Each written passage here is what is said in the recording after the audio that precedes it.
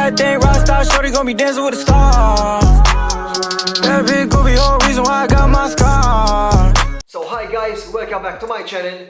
For those who don't know me, I'm Lawrence. I'm a Foundation Junior Doctor working in the island of Malta, and in this video I'll be discussing my life as a junior doctor working in the emergency department.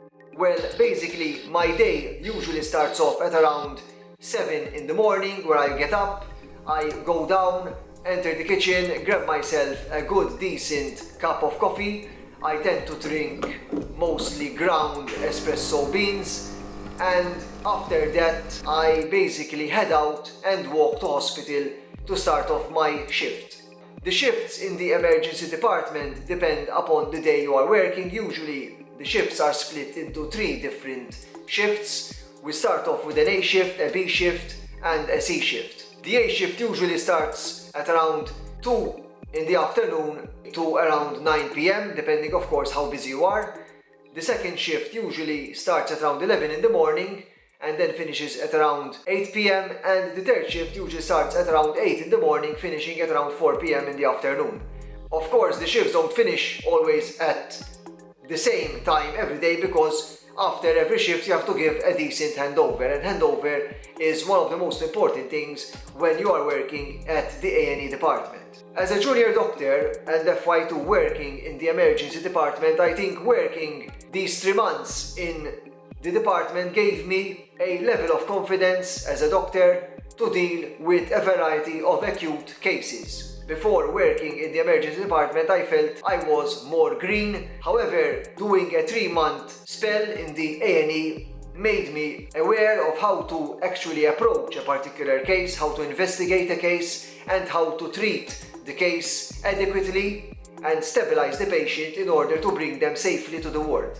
When we work at the emergency department, the work of the emergency doctor is basically dealing with cases which are happening acutely in the community. Any one of us, whether we're at home, at work, or we're outside having fun with friends, can fall ill and become a subject or a patient at the emergency department. Therefore, working as a doctor at the A&E is of course working in a high pressure environment at times, and of course you're dealing with lives and you're dealing with the acute phase of taking care of someone who presented to you in their most vulnerable state. So I think working there made me as a doctor feel very humble about my skills and my abilities, and it made me appreciate every single day of life that we, although live in a routine, it made me appreciate that every day that passes has value, and life should be taken seriously and not in a for-granted way. Therefore, working at the A&E made me appreciate life more than I used to do before, and apart from that, from my clinical skills perspective, I became more proficient, for example, at taking bloods, booking and running a variety of investigations. For example, I became more precise at why I should, for example, do a CT brain on a patient with a fall, whether I should, for example, book a troponin on a patient with a chest pain or not, and whether I should book or not a D-dimer, which might not always be indicated. However, when you suspect the need of the D-dimer, the importance of this test is crucial for your eventual clinical workup. So, working in the A&E, I think, made me a more precise medical doctor than what I was before. Apart from that, the difference to working on a ward is the teamwork. When you work in the emergency department, you're working in a multidisciplinary team which consists of doctors, of nurses, of physiotherapists, carers, etc. And it helps you to develop non-clinical skills. For example, the most important non-clinical skill that we doctors take for granted is communication skills. If you can't communicate your findings effectively to a senior or to your patient, therefore, I think as a doctor you might not be working to your fullest. You might not be using your skills to their maximum, because if you can't communicate what you're finding, you basically cannot share your knowledge with others, and the patient might not understand what you're telling them. So dealing with a variety of people, of course, helps you develop clinical skills and of course non-clinical skills such as communication skills themselves. Other skills that you might learn as a junior doctor, and I personally felt I became better at, is time management. When you're working under pressure, when you have a waiting time of around 7 hours on the board and you have a bunch of people waiting to be seen, I think that having the skills to triage the patients and see the most urgent cases first versus also getting the cases as swiftly as possible and as safely as possible to the ward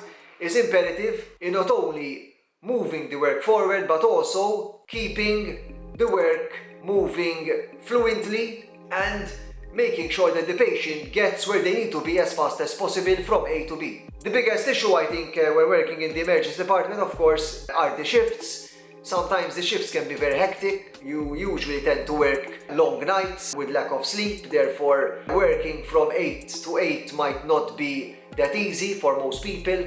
However, eventually with time, your body also adjusts to the pattern, and at the end of the 3 months, my body felt it was getting more adjusted to the pattern rather than when I started, where I was finding it very hard to sleep, go back home after a long night shift and go back to sleep when it is still morning. You're adjusting to the sun, you're adjusting to your eating habits, etc., etc. Therefore, the circadian rhythms and the way you deal with the night shifts affects, of course, your overall performance. However, the most challenging issue I felt in the emergency department was basically dealing with the night shifts and the working of irregular hours compared to, for example, working on the wards. How would I rate my experience overall working in the A&E? I think that working in the emergency department overall was a great experience. I really had fun working in such a great team, and although the nights were tough and the nights were long and we saw a variety of different cases, some were easy, some were difficult, I think that at the end of these 3 months I felt quite satisfied with my time spent at the emergency department. I felt that the experience was quite enriching and it made me grow as a person, both as a doctor and in my personal life, and also it helped me develop better human interaction skills. And I think that working in such a department also gives you life skills which are invaluable. For example, apart from the communication skills, you learn how to manage your time better, you appreciate life more, you feel more at ease with life itself, and you appreciate that life is finite, and you appreciate the importance of living in the now rather than living in the past or in the future. When it comes to cases, the most common cases you tend to see as a doctor working in the emergency department include, for example, chest pains, shortness of breaths, PEs, CHF exacerbations when a patient comes in with SOBs. And me, because I worked during the COVID period, especially in March where we had another spike in COVID, of course I dealt with a lot of patients who presented eventually with shortness of breath during my time working at A&E. And I think working with PPEs and giving oxygen and stabilizing these patients quite challenging. So working in the emergency department was, in my opinion, quite an interesting spell of those 3 months working at hospital.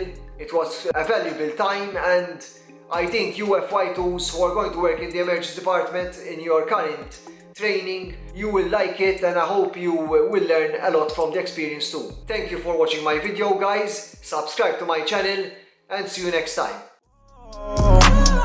That thing rock star, shorty gon' be dancing with a star. That big goofy, whole reason why I got my scar.